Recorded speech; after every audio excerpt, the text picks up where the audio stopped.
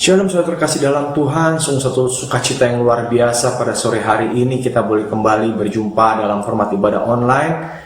Mengucap syukur buat kebaikan Tuhan, buat setiap kita, dan saya mengucapkan banyak terima kasih buat Ibu Gembala Pendeta Chani Salim yang sudah memberikan kesempatan kepada saya pribadi buat sore hari ini membagikan isi hati Tuhan buat setiap kita. Saya merindukan biar kiranya firman yang sebentar akan kita dengarkan boleh menguatkan, membimbing, memimpin kita, sehingga dalam kehidupan kita di dunia ini kita boleh senantiasa memancarkan terang kasih Tuhan dan memuliakan namanya dan menyenangkan hatinya, dan setiap orang yang di sekitar kita boleh mengalami pribadi Yesus melalui kehidupan kita. Namun sebelum kita memulai firman Tuhan, saya merindukan setiap kita boleh sama-sama kita memuji menyembah Tuhan. Kita mau angkat sebuah pujian, Sampai Akhir Hidupku.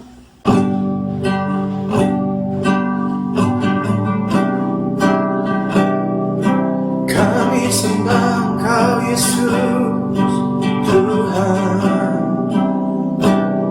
kami tinggikan Engkau Bapa sebab Kau baik.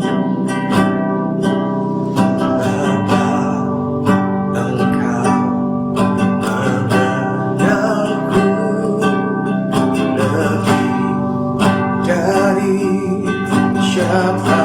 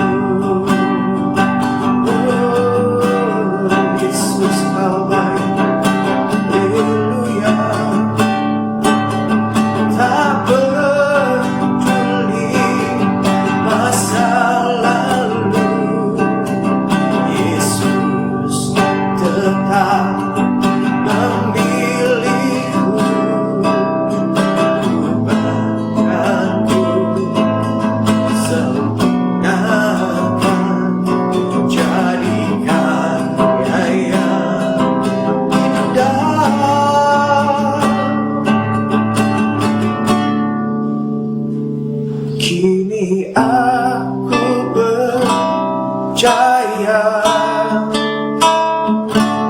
tiada yang mustahil bagimu. Kuasamu kuatkanku, dasarku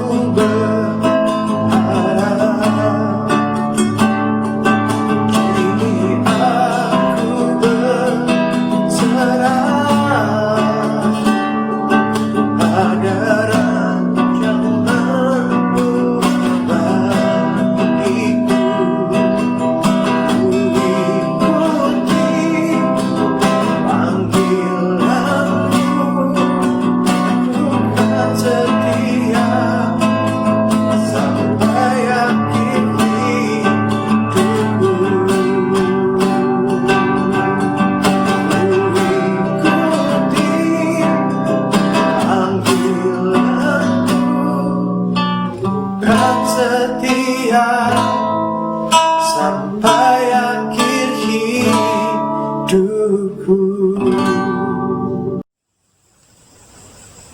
Mari kita berdoa, saudara. Bapa, terima kasih Tuhan buat berkat pengenalan sepura buat setiap kami. Sebentar Tuhan kembali kami mendengarkan isi hati-Mu, mendengarkan firman-Mu Tuhan. Nyatakanlah kehendak-Mu ya Bapa Roh Kudus, tengah-tengah setiap kami.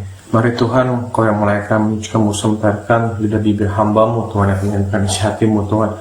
Sehingga setiap perkataan yang hamba sampaikan Tuhan, sesungguhnya itu berasal daripada-Mu Tuhan Yesus Kristus. Itu boleh menjamah mengubahkan setiap kami ya Bapa, baik hamba menyampaikan, baik mereka yang mendengarkan Tuhan. Sehingga setiap kami boleh melalui pribadi-Mu perjumpaan dengan Engkau Tuhan, dan firman-Mu boleh menguatkan kami, menegur kami, menuntun kami, membimbing kami, sehingga kami senantiasa terus tetap setia untuk mengiring Engkau Tuhan kami Yesus Kristus sampai akhir hidup kami.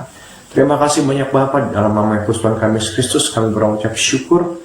Haleluya, amin. Judul sharing kita pada sore hari ini adalah keintiman yang memerdekakan, terambil dari Injil Lukas pasal yang ke-10 ayat yang ke-38 sampai yang ke-42. Mari sama-sama kita baca firman Tuhan, saudaraku. Ketika Yesus dan murid-muridnya dalam perjalanan, tibalah ia di sebuah kampung. Seorang perempuan yang bernama Marta menerima dia di rumahnya. Perempuan itu mempunyai seorang saudara yang bernama Maria. Maria ini duduk dekat kaki Tuhan dan terus mendengarkan perkataannya. Sedang Marta sibuk sekali melayani. Ia mendekati Yesus dan berkata, "Tuhan, tidakkah Engkau peduli bahwa saudaraku membiarkan aku melayani seorang diri? Suruhlah dia membantu aku." Tapi Tuhan menjawab, "Marta, Marta, engkau khawatir dan menyusahkan diri dengan banyak perkara, tetapi hanya satu saja yang perlu. Maria telah memilih bagian terbaik yang tidak akan diambil daripadanya." Amin. Puji nama Tuhan, saudara. Setelah membaca kisah ini, seringkali kita sebagai orang Kristen, terlebih lagi orang Kristen awam yang jarang membaca Alkitab, jarang mendalami firman Tuhan, akan langsung memberikan penilaian yang positif untuk Maria dan yang negatif buat Marta. Maria digambarkan sebagai sosok yang intim dengan Tuhan, duduk dekat kaki Tuhan, mendengarkan perkataan firman Tuhan, mendengarkan suaranya. Sedangkan sebaliknya, Maria digambarkan sebagai sosok yang sibuk sendiri, sibuk melayani, sibuk mengatur segala sesuatunya untuk Tuhan Yesus dan rombongannya. Dan kemudian yang terjadi adalah Marta menjadi kesal sendiri. Terdapat dalam ayat yang ke-40. Nanti kita akan bahas sama-sama. Dan kemudian kita juga suka menjadikan mereka, itu Maria dan Marta, sebagai standar pada saat kita melayani Tuhan. Kalau kita mau melayani Tuhan dengan baik, dengan benar, yang menyenangkan Tuhan, kita harus menjadi seperti Maria, yang duduk diam mendengarkan suara Tuhan, suka berdoa, suka memuji, menyembah Tuhan, suka berdiam diri. Mungkin kita juga suka berpuasa. Dan dikatakan janganlah seperti Marta yang sibuk dan sibuk melayani, sampai akhirnya dia lupa waktunya dengan Tuhan. Hal ini membuat paradigma berpikir kita menjadi seperti ini, saudara, bahwa kalau kita sibuk, itu salah. Ada lebih baik kita jangan terlalu sibuk.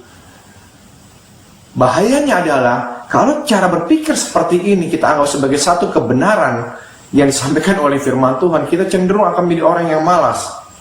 Malas untuk melayani, malas untuk bekerja, bahkan mungkin menjadi malas untuk menolong orang lain. Dan setiap kali kita diminta untuk melayani seseorang, setiap kali kita diminta bantuan, setiap kali kita dipercayakan tugas yang baru, setiap kali kita ditawarkan satu usaha bisnis, pekerjaan apapun, selalu kita seringkali memakai kemalasan kita dengan dahlia yang cukup rohani. Kita akan berkata, nanti tunggu dulu ya, saya doa dulu, saya puasa dulu, saya tanya Tuhan dulu, biar saya dengar suara Tuhan dulu. Dan kita menjadi orang-orang yang malas melangkah, orang-orang yang tidak mau melakukan sesuatu yang sebenarnya sudah Tuhan sediakan buat setiap kita. Jadi jangan salahkan Tuhan bila pada akhirnya kehidupan kita tidak mengalami kesuksesan, tidak mengalami keberhasilan, bahkan tidak mengalami janji-janji Tuhan yang Tuhan katakan bahwa kita akan menjadi kepala dan bukan ekor. Oleh karena itu pada sore hari ini kita mau belajar sama-sama sehingga kita tidak terjebak dalam dua pola pikir yang salah. Entah itu kita terlalu sibuk atau entah itu kita terlalu malas untuk melakukan sesuatu dengan alasan nanti kita tunggu dulu suara Tuhan. Amin, saudara. Jadi apa yang dimasukkan dengan firman Tuhan? Yang pertama kita akan bahas mengenai Marta. Sebetulnya apakah Marta salah, saudara, pada saat dia melakukan hal-hal yang sibuk untuk melayani Tuhan dan rombongannya? Saya rasa itu bukan hal yang aneh, bukan hal yang salah, bahkan hal yang normal. Saudara bisa bayangkan pada saat ada orang yang ingin berkunjung datang ke rumah saudara. Orang ingin datang berkunjung ke rumah kita. Entahkah itu teman kita, sahabat kita, ataupun mungkin persekutuan doa. Kita mengadakan ibadah rumah tangga dan ibadah itu kebetulan diadakan di rumah kita. Apakah sesuatu hal yang salah pada saat kita tiba-tiba kita menjadi sibuk untuk mempersiapkan segala sesuatunya? Kita sibuk membersihkan rumah kita, bahkan mungkin kita sibuk mengatur ruangan, mengatur meja, kursi, bangku, sehingga setiap tamu-tamu yang nanti akan datang untuk beribadah di rumah kita, mereka boleh mengalami satu suasana yang nyaman, satu suasana yang hangat. Belum lagi ditambah kita sibuk memikirkan kita mau masak apa. Jangan sampai masakan kita nanti entah itu terlalu sedikit atau entah itu terlalu banyak, atau masakan ini tidak berkenan kepada para tamu dan undangan yang datang ke rumah kita, saudara. Bukanlah satu hal yang aneh, saudara. Karena apa? Karena kita rindu memberikan yang terbaik buat teman, sahabat, kerabat kita, maupun saudara-saudara seiman kita yang mau datang beribadah bersekutu di rumah kita, saudara. Begitu pula dengan Marta. Marta pun melakukan hal itu karena dia ingin melakukan yang terbaik buat Tuhan Yesus. Sebab, saudara, Tuhan Yesus ini bukanlah orang asing buat Marta. Bahkan di dalam Injil Yohanes pasal yang ke-11 dikatakan dalam ayat yang pertama dan berikutnya tentang peristiwa bagaimana Tuhan Yesus membangkitkan Lazarus. Siapa nih Lazarus? Lazarus ada saudara Marta dan Maria.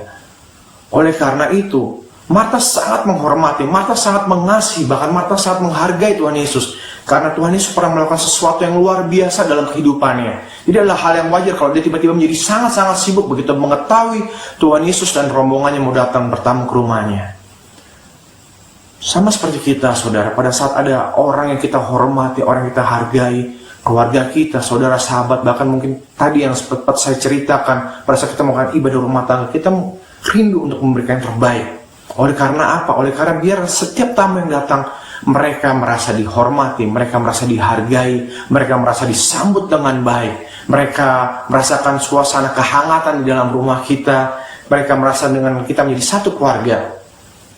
Itu pun yang dirindukan oleh Marta. Oleh karena itu Marta begitu sibuk untuk mempersiapkan segala sesuatunya. Lalu pertanyaannya, kenapa kemudian Tuhan Yesus mengingatkan dan menegur Marta dengan kasih? Nah, ini yang kita mau pelajari sama-sama pada sore hari ini, saudara. Dari Marta, saudara. Seringkali tanpa kita sadari, demikian pula tanpa Marta sadari, kesibukan itu justru membuat Marta kehilangan kemerdekaannya. Kemerdekaan apa, saudara? Kemerdekaan untuk membangun hubungan yang lebih dekat dengan Tuhan Yesus. Dan bahkan yang lebih mengerikan lagi, seringkali kesibukan-kesibukan itu memenjara kita, memenjara Marta, saudara. Setidak-tidaknya di dalam ayat firman Tuhan ini ada 3 penjara yang dialami oleh Marta. Dan 3 penjara ini pun seringkali tanpa sadar kita alami di dalam kesibukan kita melayani Tuhan, di dalam kesibukan kita bekerja, di dalam kesibukan kita melayani keluarga kita, atau dalam kesibukan rutinitas kita sehari-hari. Yang pertama adalah penjara aktualisasi diri dan pengakuan. Terdapat dalam Injil Lukas pasal yang ke-11 dan ke-40 katakan demikian. Sedang Marta sibuk sekali melayani, ia mendekati Yesus dan berkata, "Tuhan, tidakkah engkau peduli bahwa saudaraku membiarkan aku melayani seorang diri? Suruhlah dia membantu aku." Nah, di sini saudara, pertanyaannya adalah, kalau Marta sedang melayani Tuhan, kenapa dia harus komplain, saudara? Bahkan yang lebih serunya lagi, dalam tanda kutip, sepertinya Marta menyuruh Tuhan, saudara. Menyuruh Tuhan apa? Menyuruh Tuhan agar dia menyuruh Maria untuk membantu dia, saudara. Ayat ini dengan jelas menyatakan bahwa sebetulnya Marta melayani dirinya sendiri. Marta melayani untuk mendapatkan pengakuan dari siapa? Dari Tuhan Yesus, dari murid Tuhan. Dan Marta melayani hanya sebagai aktualisasi dirinya pribadi, saudara. Saudara, hal ini perlu kita renungkan. Pada saat kita sibuk melakukan pekerjaan kita, pada saat kita sibuk melakukan rutinitas kita, pada saat kita sibuk mengejar karir, Pada saat bahkan kita sibuk melayani, entah di gereja, saudara, di persekutuan, di dalam keluarga, dalam bidang apapun, saudara. Apakah kita adalah orang-orang yang suka komplain, suka bersungut-sungut, saudara? Suka marah-marah sendiri, suka emosi, saudara. Terlebih lagi pada saat kita melayani, pada saat kita bekerja, pada saat kita berusaha, pada saat kita berdoa, kita tidak mendapatkan apa yang kita harapkan. Apakah kita akan menjadi orang seperti Marta yang komplain, saudara, yang bersungut-sungut? Kalau iya, saudara, segera bertobat, saudara. Karena sesungguhnya apa yang kita sebut pelayanan, apa yang kita sebut yang baik, apa yang kita sebut kita melakukan yang untuk Tuhan, untuk kemuliaan nama Tuhan, atau untuk sesama, atau untuk orang lain, sejatinya kita sedang melakukan itu semua untuk diri kita sendiri, untuk kemuliaan kita, untuk kesenangan kita, untuk aktualisasi diri kita, agar kita diakui oleh banyak orang. Kalau kita sukses, kita ingin diacungi jempol oleh banyak orang. Kalau kita berhasil, kita ingin dikagumi oleh banyak orang. Kalau kita melakukan hal-hal yang luar biasa, kita ingin dihargai oleh banyak orang. Namun, hal itu akan membuat kita jauh dari Tuhan. Dan hal itu akan membuat kita terpenjara dalam penjara yang bernama aktualisasi diri dan pengakuan, yang nantinya perlahan tapi pasti akan membuat kita menjadi orang yang bersungut-sungut, orang yang emosi, orang yang sering komplain, saudara. Karena apa?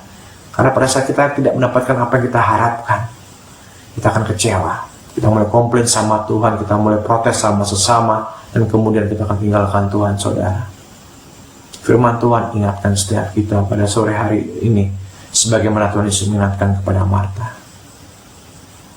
Jangan sampai, saudara, kita terpenjara di dalam aktualisasi diri dan pengakuan dari orang lain.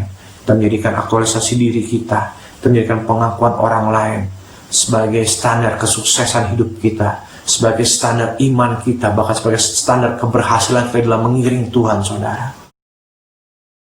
Tapi biarlah, saudara, keintiman kita dengan Tuhan itulah standar utama dalam kehidupan kita, saudara. Biar pengakuan itu datang dari Tuhan Yesus. Biar kiranya penghargaan itu datang dari Tuhan Yesus. Karena firman Tuhan katakan, pada saat Tuhan mengangkat setiap kita, tidak akan ada yang dapat menjatuhkan setiap kita. Dan sebaliknya, saudara, firman Tuhan juga mengatakan, di akhir zaman banyak orang akan berkata, Tuhan, Tuhan, kami sudah bernubuat demi nama-Mu, kami sudah mengusir banyak setan demi nama-Mu, bahkan kami sudah menyembuhkan orang demi nama-Mu. Tapi Tuhan katakan apa? Nyala engkau sekalian pembuat kejahatan, karena aku tidak mengenal engkau. Sebab yang engkau lakukan itu hanyalah demi kepentingan dirimu sendiri, demi ambisi pribadimu, demi visi pribadimu, demi kemuliaanmu, dan bukan demi kemuliaanku, kata Tuhan. Saudara, jangan sampai segala perbuatan kita kira baik, segala perbuatan kita kira benar, segala sesuatu yang kita lakukan dengan susah payah, pada akhirnya sia-sia di mata Tuhan, saudara. Saudara, percuma buat setiap kita hari-hari ini kita banyak dikagumi oleh orang. Karena saudara boleh percaya atau tidak, orang-orang yang mengagumi setiap kita, kami di orang-orang yang akan pertama kali menjatuhkan setiap kita. Orang-orang yang akan menghakimi setiap kita, bukan orang yang menolong setiap kita. Tapi pada saat kita, saudara, dikagumi oleh Tuhan, saudara, tidak ada satu apapun di dalam dunia yang bisa menyentuh setiap kita, saudara. Pada saat kita mendapatkan pengakuan dari Tuhan, seperti bagaimana firman Tuhan katakan, kalau Tuhan sudah mengangkat, tidak akan ada satu pun yang bisa menurunkannya. Sebab Tuhan yang membuat miskin dan Tuhan juga menjadikan kaya, saudara. Lakukanlah segenap apapun yang kita lakukan seperti untuk Tuhan, bukan untuk manusia. Artinya apa? Untuk menyenangkan hati Tuhan. Sebab pada saat kita melakukan segala sesuatunya untuk Tuhan, saya sangat teramat yakin dan percaya, apapun yang kita akan lakukan, kita akan melakukan dengan penuh sukacita, dengan penuh semangat, saudara, dengan penuh antusias, saudara. Dan apapun hasilnya, sekalipun mungkin mengecewakan di mata manusia, sekalipun mungkin tidak seperti apa yang kita harapkan, tidak akan ada sungut-sungut yang keluar dari lidah bibir kita, melainkan sebaliknya, akan ada ucapan syukur yang keluar dari lidah bibir kita, akan ada pujian yang keluar dari lidah bibir kita. Karena apa? Karena kita tahu bahwa Tuhan turut bekerja dalam segala sesuatu untuk mendatangkan kebaikan buat setiap kita yang percaya kepadanya, saudara. Kejarlah pengakuan dari Tuhan, kejarlah penghargaan dari Tuhan, Kejarlah reward yang dari Tuhan, bukan yang dari manusia. Jangan seperti Marta yang mendasarkan rewardnya kepada Maria, saudara. Marta merasa mendapat reward pada saat Maria mau membantu dia. Dan itu yang Marta harapkan, saudara. Dan itu yang Marta minta kepada Tuhan Yesus. Dia meminta kepada Tuhan Yesus agar Tuhan Yesus menyuruh Maria membantu dirinya. Tetapi Tuhan Yesus ingatkan Marta bahwa justru hal itu yang akan membuat Marta justru semakin jauh dari Tuhan. Saudara, terkadang Tuhan gak kabulkan apa yang kita minta, bukan karena Tuhan gak sayang sama kita, justru karena Tuhan terlalu sayang kepada kita. Demikian pula Tuhan tidak kabulkan permintaan Marta untuk menyuruh Maria membantu Marta, karena Tuhan sangat menyayangi Marta, karena dia ingin Marta melakukan kesibukannya, melayani, menyediakan hidangan buat Tuhan di seluruh rombongannya.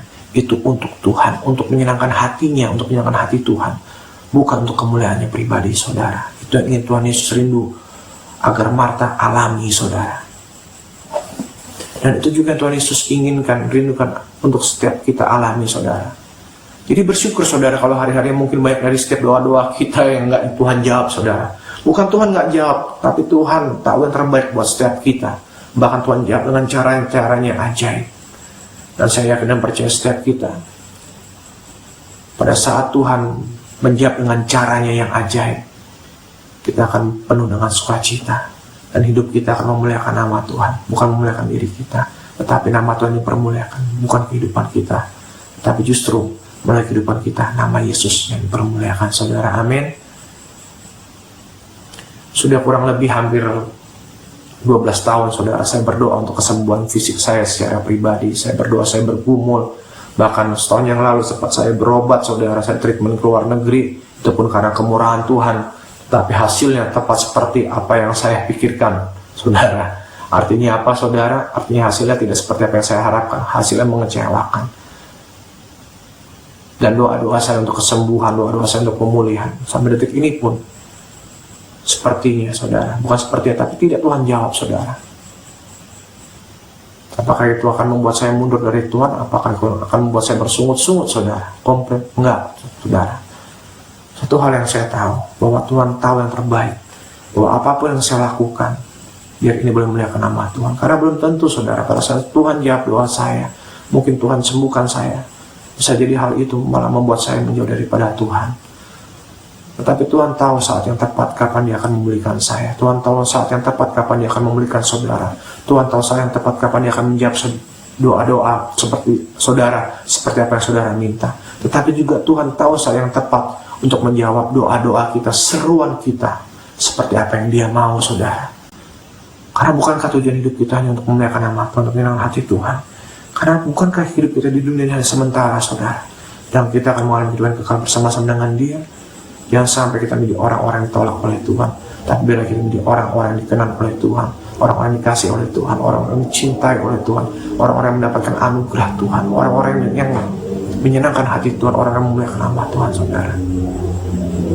Saya percaya, saudara, firman ini boleh menegur setiap kita, firman ini boleh mengingatkan setiap kita. Jangan sampai penjara yang pertama, yaitu aktualisasi diri dan pengakuan orang lain, terjadi dalam kehidupan setiap kita. Tetapi biarlah firman Kristus memerdekakan setiap kita, sehingga apapun yang kita lakukan untuk memuliakan nama Tuhan, untuk menyenangkan hati Tuhan, dan kita terima reward dari Tuhan seperti apa yang Tuhan mau, bukan seperti apa yang kita mau. Amin, saudara. Kita lanjut kepada yang kedua, saudara. Penjara yang kedua. Penjara yang kedua yang dialami oleh Marta adalah penjara kekhawatiran. Dikatakan di dalam Injil Lukas pasal yang ke-11 ayat 41, bagian yang pertama itu bagian A. Tetapi Tuhan menjawab, Marta, Marta, engkau khawatir. Tadi Marta bertanya kepada Tuhan, Marta meminta kepada Tuhan, bahkan Marta menyuruh Tuhan untuk apa, saudara? Untuk agar Tuhan menyuruh Maria membantu dia. Tapi lihat apa jawaban Tuhan, tidak seperti apa yang Marta harapkan. Tuhan Yesus tidak menyuruh Maria membantu Marta, Tuhan Yesus tidak menegur Maria, tapi justru sebaliknya. Tuhan Yesus mengingatkan Marta, Marta, Marta, engkau khawatir. orang yang hidup dalam penjara yang pertama, yaitu aktualisasi dan pengakuan diri dari orang lain, akan mengalami penjara yang kedua, saudara, yaitu kekhawatiran. Khawatir apa? Khawatir tidak dihargai oleh orang lain. Khawatir apa, saudara? Khawatir tidak diakui oleh orang lain. Khawatir apa, saudara? Khawatir tidak mendapatkan reward seperti apa yang diharapkan. Khawatir apa, saudara? Khawatir doanya tidak dijawab. Khawatir apa, saudara? Khawatir hidupnya tidak seperti apa yang dia pikir, apa yang dia mau, apa yang dia minta, apa yang dia pikir baik, saudara. Padahal firman Tuhan dengan jelas, saudara, di dalam Injil Matius pasal yang ke-6, Tuhan Yesus berbicara dengan tegas soal kekhawatiran. Mari kita buka sama-sama, saudara. Apa sebenarnya kata Tuhan Yesus soal kekhawatiran, saudara?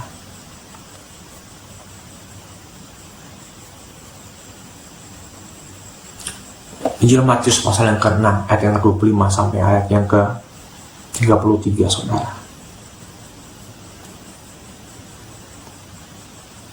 Perikopnya dengan jelas mengatakan hal kekhawatiran.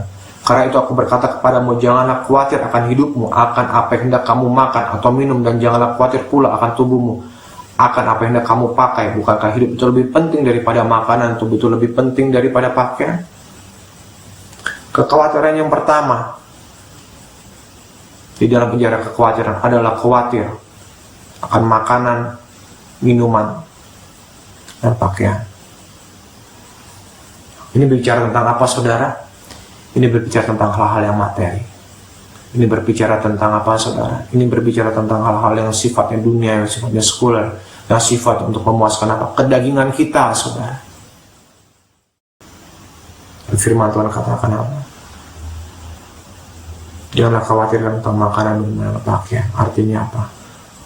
Bukan kita nggak boleh makan, saudara. Bukan kita nggak boleh minum, saudara. Bukan kita nggak boleh berpakaian, saudara. Tetapi artinya jangan mengejar makanan, jangan mengejar minuman, jangan mengejar pakaian, jangan mengejar hal-hal duniawi dan menjadikan hal-hal duniawi ini sebagai standar hidup kita, saudara.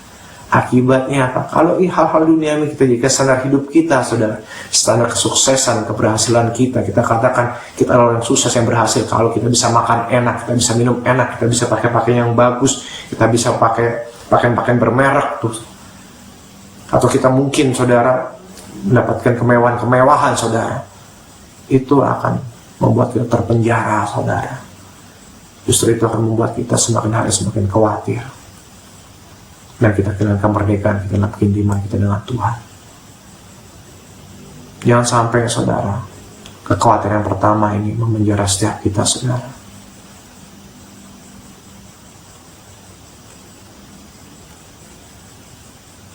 Apalagi, saudara, kekhawatiran yang kedua. Di dalam ayat yang ke-27, saudara, dikatakan demikian, saudara. Injil Matius pasal ke-6 ayat yang ke-27.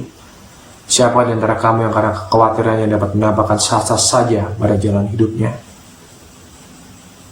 Saudara tahu apa yang dimaksud dengan ayat firman Tuhan ini? Seringkali, saudara, kita khawatir akan hari esok, saudara. Kita khawatir akan masa depan kita, saudara. Bahkan pada saat kita memulai usaha, kita memulai bisnis, kita takut untuk memulai. Kenapa? Kalau kita berdagang, kalau kita jualan, kita takut, aduh, besok kira-kira dagangan laku nggak ya? Kalau jualan minuman jenis ini laku nggak ya? Kalau saya jualan ini, ada yang beli nggak ya? Kalau saya mulai bisnis online, bisa nggak ya? Kalau saya lakukan investasi ini, apakah saya ketipu apa nggak ya? Saudara, kekhawatiran-kekhawatiran seperti itu, saudara. Kekhawatiran akan hari esok, kekhawatiran akan masa depan, kekhawatiran untuk memulai sesuatu yang baru, saudara. Ini akan menghambat kita, ini akan memenjarakan kita justru untuk mengalami janji-janji pemeliharaan Tuhan yang luar biasa, saudara. Kekhawatiran akan masa depan membuat kita takut untuk melangkah, saudara. Saudara, jangan khawatir, saudara. Jangan khawatirkan hari esok, jangan takut untuk melangkah. Jangan khawatirkan akan bisnis kita, jangan khawatirkan akan perusahaan kita, jangan khawatir atau takut untuk melakukan suatu hal yang baru, saudara. Melangkah, saudara. Karena kita percaya pada saat kita melangkah, Tuhan akan memberkati setiap kita, saudara. Jangan khawatir, saudara. Jangan cemas, saudara. Akan hari esok, saudara. Sebab hari esok punya kesusahannya sendiri. Kesusahan sehari cukup untuk sehari, saudara. Saya dan keluarga kita baru memulai sebuah bisnis yang baru. Kita membuka warung makan, saudara. kita mulai usaha di bidang kuliner, saudara, dalam masa pandemi COVID ini, saudara. Dan memang bukan hal yang mudah, saudara. Secara fisik kami capek, saudara. Kami harus bangun pagi-pagi, kami harus siapkan segala sesuatu, kami harus melayani pembeli. Belum lagi pada saat kita siapkan segala sesuatunya, kita sudah membuat berbagai jenis makanan, tetapi ternyata tidak ada yang beli, saudara, atau yang beli sepi, saudara. Tapi itu resiko, saudara, dan itu tidak apa-apa, itu tidak masalah. Dan jangan sampai itu membuat kita putus asa, saudara. Itu yang saya alami bersama dengan istri, saudara. Berulang kali, saudara, kami memulai usaha. Pernah karena kami buka usaha yang namanya es campur, saudara. Saudara tahu, saudara, 3 hari tidak laku sama sekali, saudara. Akibatnya apa? Banyak bahan-bahan baku yang mulai basi dan kami harus buang, dan kami harus beli lagi yang baru, saudara. Apa laku? Ya laku, saudara. 1 porsi, 2 porsi, saudara. Kami jalankan bisnis itu kurang lebih sekitar 3-4 bulan. Setelah itu jujur, saudara, kami gak kuat, kami tutup, saudara. Tapi apakah setelah itu kami berhenti? Tidak. Kami berpikir untuk memulai ada kesempatan yang baru. Kami selalu ambil kesempatan yang ada. Kami selalu berjalan, saudara. Dan kami percaya Tuhan akan menyertai setiap perjalanan kami. Karena kami percaya kami bekerja untuk Tuhan, saudara. Bukan untuk diri kami sendiri. Kalau kami bekerja untuk diri kami sendiri, kalau dagangan kami, kalau kami akan kecewa, kami akan putus asa. Tetapi kalau kami bekerja untuk Tuhan, sekalipun hari ini dagangan kami tidak laris, atau sekalipun hari ini apa yang kami jual ada yang sisa, atau tidak ada yang beli sama sekali bahkan, saudara, tapi kami percaya Tuhan memberkati pekerjaan kami. Esok Tuhan akan mengirimkan pembeli mungkin yang lebih banyak daripada hari ini. Bahkan sekalipun tidak ada pembeli, Tuhan akan memberikan berkatnya dari sumber-sumber yang lain, saudara. Milikilah mental seperti ini, saudara. Mental ini yang tidak dimiliki oleh Marta sehingga dia khawatir, saudara.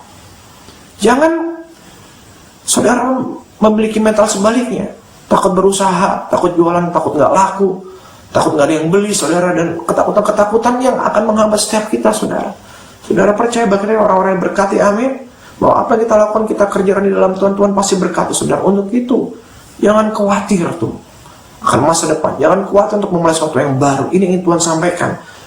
Pada saat Tuhan mengatakan, siapa di antara kamu yang karena khawatir ini dapat melakukan sesuatu saja pada jalan hidupnya, saudara. Bahkan Tuhan kembali menegaskan, saudara, di dalam ayat yang ke-31, sebab itu janganlah kamu khawatir dan berkata, apakah yang akan kami makan, apakah yang akan kami pakai. Semua itu cari bangsa-bangsa tidak mengenal Allah, tapi Bapa yang sudah tahu bahwa kamu memerlukan semuanya itu. Jangan khawatir akan makanan dan minuman dan pakaian, saudara. Jangan khawatir akan pemenuhan kebutuhan pokok dalam kehidupan kita sehari-hari. Itu yang pertama. Yang kedua, jangan khawatir, saudara, untuk memulai sesuatu yang baru bersama-sama dengan Tuhan. Apapun, entah bisnis, entah usaha, entah pekerjaan, pelayanan, apapun, saudara. Jangan khawatir, saudara. Karena apa? Karena Tuhan memelihara setiap kita.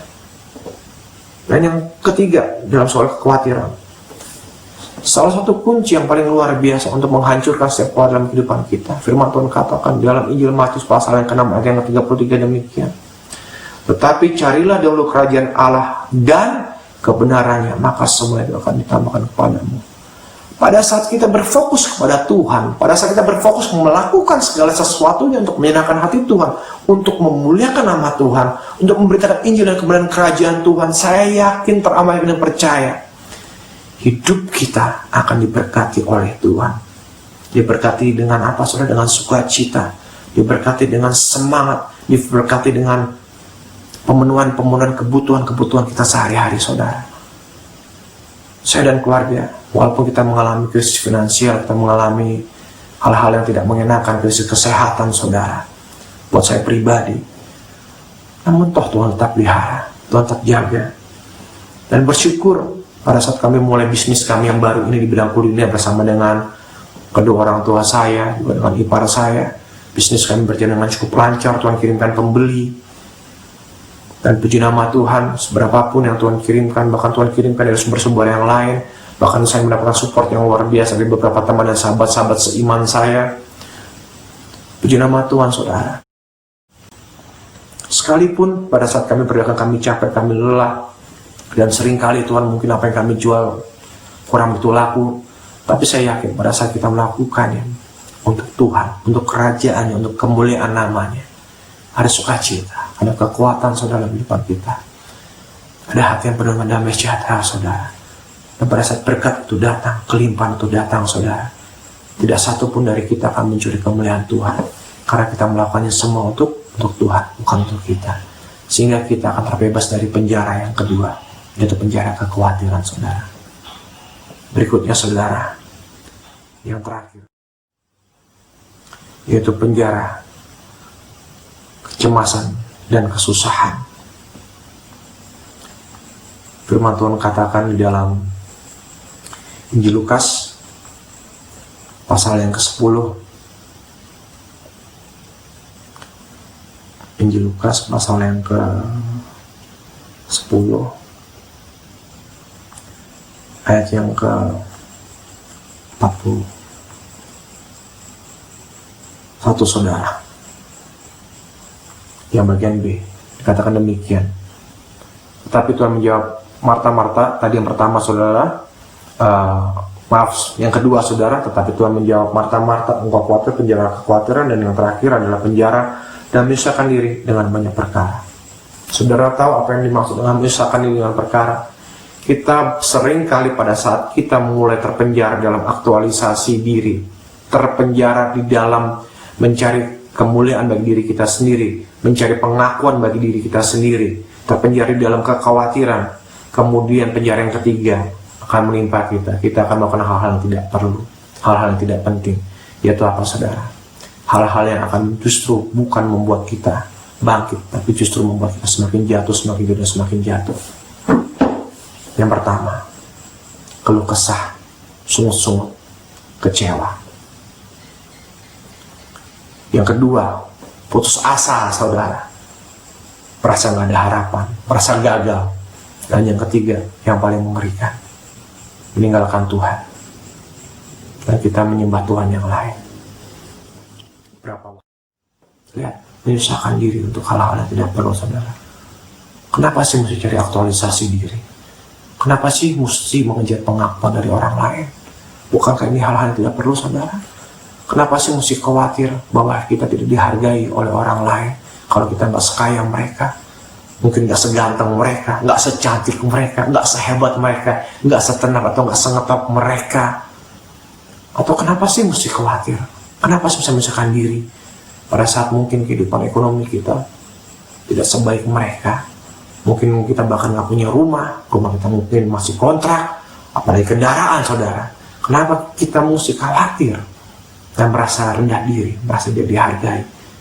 Kalau kehidupan kita seperti itu, saudara, ini yang namanya menyusahkan diri dengan hal-hal yang tidak perlu, saudara. Menyusahkan diri dengan banyak perkara-perkara yang tidak perlu, saudara. Karena sejatinya nilai hidup kita bukan ditentukan dengan apa yang kita miliki di dunia ini, saudara. Tetapi nilai hidup kita, keberhasilan kita ditentukan oleh reward yang dari Tuhan, oleh pujian yang dari Tuhan, oleh penghargaan dan pengakuan yang dari Tuhan. Inilah kenapa Maria mendapatkan nilai plus dari Tuhan. Karena apa yang Maria lakukan begitu Tuhan Yesus datang ke kediaman mereka dan tidak dilakukan oleh Marta. Sebenarnya Maria juga sibuk, saudara. Tapi sibuknya beda dengan Marta. Marta sibuk melayani untuk kepentingan diri sendiri. Maria juga sibuk, saudara, juga sibuk melayani. Tapi melayani siapa? Melayani Tuhan. Maria sibuk apa, saudara? Sibuk duduk dekat kaki Tuhan. Sibuk apa, saudara? Sibuk mendengarkan suara Tuhan. Karena Maria tahu bahwa keintiman dia dengan Tuhan akan memerdekakan dia dari hal-hal yang ada dalam dunia ini yang memenjarakan kehidupannya, saudara. Penjara kekhawatiran, penjara aktualisasi dan pengakuan penghargaan dari orang lain, penjara menyusahkan diri dengan hal-hal yang tidak perlu. Sebab itu Maria tahu yang terutama dalam hidup ini. Dan ini yang mau Tuhan Yesus ajarkan buat setiap kita. Pastikan, saudara, yang terutama dalam kehidupan ini, yaitu keintiman dengan Tuhan, mengejar hadirat Tuhan, tinggal di dalam Tuhan, mendengarkan suara Tuhan, dan melakukan segala sesuatu untuk kemuliaan nama Tuhan. Menjadi tujuan utama kehidupan kita. Sebab firman Tuhan katakan, inilah hal yang utama, kerajaan Allah dan kebenarannya, yaitu mengalami pribadi Tuhan dalam kehidupan setiap kita. Maria bukan orang yang malas. Kalau Maria malas, dia nggak akan sibuk duduk dekat kaki Tuhan. Kalau Maria malas, dia nggak akan mendengarkan suara Tuhan, dia nggak akan mendengarkan perkataan Tuhan. Kalau Maria malas, pada waktu Yesus datang, dia akan tidur di kamar, saudara. Itu Maria malas, saudara. Tetapi apa yang Maria lakukan pada saat Yesus datang, dia langsung sibuk apa? Sibuk duduk dekat kaki Tuhan. Sibuk untuk apa? Untuk menyenangkan hati Tuhan. Ini poinnya, saudara. Kenapa dikatakan bahwa Maria telah memilih bagian terbaik yang tidak akan diambil daripadanya? Apa bagian terbaik? Menyenangkan hati Tuhan, memuliakan nama Tuhan, melakukan segala sesuatu untuk Tuhan. Pada saat engkau melakukan segala sesuatu untuk Tuhan, Tuhanlah yang akan memberi engkau upah, Tuhanlah yang akan memberi setiap kita reward, saudara. Saudara, simpel saja, saudara. Ayah saya mempunyai seorang pegawai. Tidak pernah ayah saya telat membayar gaji pegawai tersebut. Tidak pernah ayah saya telat membayar gaji pegawainya. Dan setiap ayah saya menyuruh pegawai melakukan sesuatu, pasti dia beri, saudara, kebutuhan-kebutuhan untuk melakukannya. Contohnya misalnya ayah saya suruh pegawainya, saudara, untuk isi bensin motor ayah saya. Dia akan kasih uang, saudara. Untuk apa? Untuk isi bensin. Jadi isi bensin motor ayah saya tidak dengan uang pegawai papa saya, saudara, tetapi dengan uang yang dikasih oleh ayah saya kepada pegawainya. Saudara bisa bayangkan pada saat kita melayani Tuhan, pada saat dalam tanda kutip kita menjadi pegawai-pegawainya Tuhan, hamba-hambanya Tuhan, siapa yang akan membiayai kita, saudara? Siapa yang akan menggaji kita, saudara? Tuhan yang akan menggaji kita, saudara. Kalau ayah saya saja, seorang manusia, bisa tahu kasih gaji tepat waktu yang terbaik buat pegawai, apalagi Tuhan, saudara. Dia akan kasih yang paling baik buat saudara dan saya. Jangan khawatir, saudara. Jangan terlalu sibuk mencari hal-hal dunia, menyelesaikan diri dengan hal-hal dunia, saudara. Tapi sibuklah, kejarlah pengenalan akan Tuhan, kejarlah hadirat Tuhan, kejarlah hal-hal yang menyenangkan hati Tuhan, saudara. Dan duduk diamlah di kaki Tuhan, benarkan suaranya. Maka saya yakin dan sangat-sangat percaya, setiap kita, saudara, akan mengalami pribadinya. Kita akan menjadi orang yang penuh dengan sukacita, orang yang penuh dengan semangat. Di tengah-tengah pandemi COVID ini, masalah finansial, masalah keuangan, masalah kesehatan, kita tetap semangat dan kita tetap menjadi orang yang percaya, nggak akan pernah meninggalkan Tuhan, saudara. Saya mengalami hal ini, saudara, sudah hampir 12 tahun. Sakit penyakit saya ini tidak mengalami perbaikan, bahkan mengalami perburukan. Tetapi apakah saya harus menyerah? Dan apakah saya harus terus meninggalkan Tuhan? Apakah saya harus terus komplain kepada Tuhan? Memang ada waktu-waktu di mana saya bersungut-sungut, ada waktu-waktu di mana saya karena terlalu sakit sampai saya sempat komplain kepada Tuhan. Saya menangis, saya berdoa, saya protes kepada Tuhan. Tetapi saya nggak tinggal di dalam situ. Saya bangkit kembali dan saya amini firman Tuhan dan saya amin janji Tuhan bahwa Tuhan akan membayar kehidupan saya, bahwa saya tidak perlu takut, saya tidak perlu gentar, karena Tuhan yang akan menopang saya, Tuhan yang akan menguatkan saya. Demikian pula Tuhan akan menguatkan saudara. Bukankah Tuhan Yesus berjanji, bukankah Allah Bapa sendiri berjanji bahwa Dia yang akan menggendong kita, menanggung kita sampai pada masa tua kita, sampai rambut kita memutih. Dia akan menanggung kita terus. Namun satu hal yang Dia minta, lakukanlah segala sesuatunya untuk Dia, untuk memuliakan namanya. Jangan pernah lakukan itu untuk diri kita pribadi. Jangan pernah curi kemuliaan Tuhan. Jangan pernah lakukan segala sesuatu kepentingan kita. Tapi biarlah apa yang kita lakukan, kita perbuat. Kalau kita sibuk melayani, kita sibuk bekerja, kita sibuk belajar, kita sibuk dalam usaha kita, bisnis kita, usaha kita, pastikan semuanya itu untuk kemuliaan nama Tuhan, saudara, bukan buat kita pribadi. Dan saya yakin dan percaya semuanya akan Tuhan tambahkan. Sekian firman Tuhan, mari kita sama-sama berdoa. Bapak, terima kasih buat firman-Mu. Kau telah menguatkan setiap kami, Kau telah menegur setiap kami, Kau telah mengingatkan setiap kami. Biar kiranya Tuhan firman saat jauh dari sempurna ini, Tuhan, dalam nama Tuhan kami Yesus Kristus, kami percaya Engkau Roh Kudus menyempurnakan buat setiap kami, memberikan pengertian kepada setiap kami yang mendengar, ya Tuhan. Kami percaya di dalam Engkau, Tuhan. Kami mengalami kemenangan, kami mengalami kemuliaan. Biar kami hanya mengejar Engkau, Tuhan, mengejar hadirat, mengejar hal-hal yang menyenangkan hati Tuhan, mencari wajah Tuhan setiap hari, duduk diam di kaki Tuhan untuk mendengarkan suara Tuhan, tidak takut untuk melangkah, tidak takut untuk memulai sesuatu yang baru bersama-sama dengan Tuhan. Apakah entah itu bisnis, usaha, pekerjaan, atau apapun, bersama-sama dengan Tuhan. Kami percaya Tuhan, kami susah percaya Tuhan yang akan memelihara setiap kehidupan kami. Kami bukan orang yang gagal, tapi kami orang yang berhasil. Sekalipun kami jatuh, firman Tuhan katakan kami tidak akan tergeletak. Tuhan akan mengangkat kami Tuhan sendiri akan membangkitkan setiap kami, dan Tuhan akan memberikan kekuatan pada setiap kami untuk kami hidup dalam kebenaran Tuhan sepanjang hidup kami, dan kami boleh menjadi orang-orang yang terus setia sampai akhir hidup kami. Dalam nama Tuhan Yesus Kristus kami berucap syukur. Amin. Amin.